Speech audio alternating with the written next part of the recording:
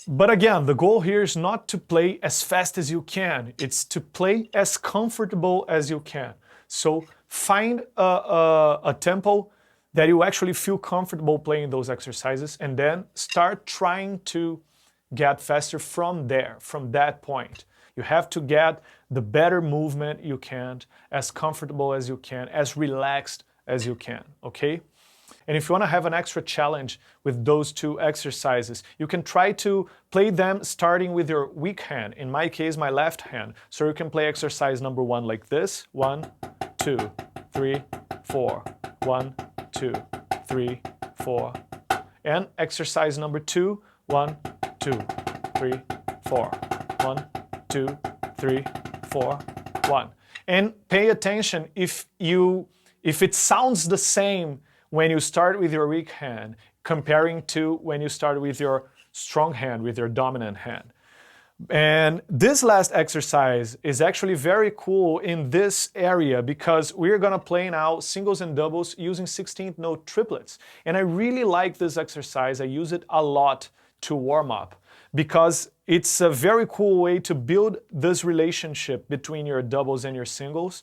And it's actually a symmetrical exercise because we're gonna use the same idea as the first bar of those previous exercises, but playing 16th note triplets. So on beat 1, we're gonna play single strokes, 1, and on beat 2, double strokes, 2.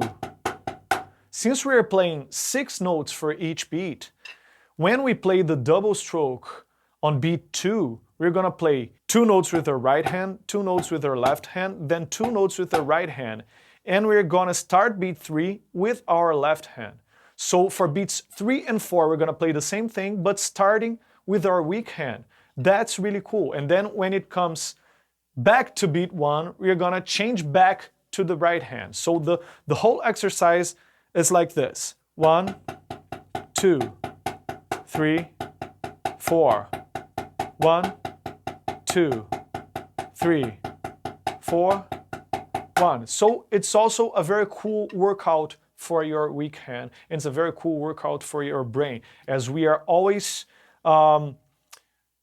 thinking of double strokes in binary subdivisions. And to play it like this makes us have a different view and a different approach on those. So I'm gonna play this exercise on 50 beats per minute. And again, if you want to grab your pad and your sticks and play with me, I encourage you to do that. Let's go. 3, 4, and 1, 2, 3, 4. 1, 2, 3, 4.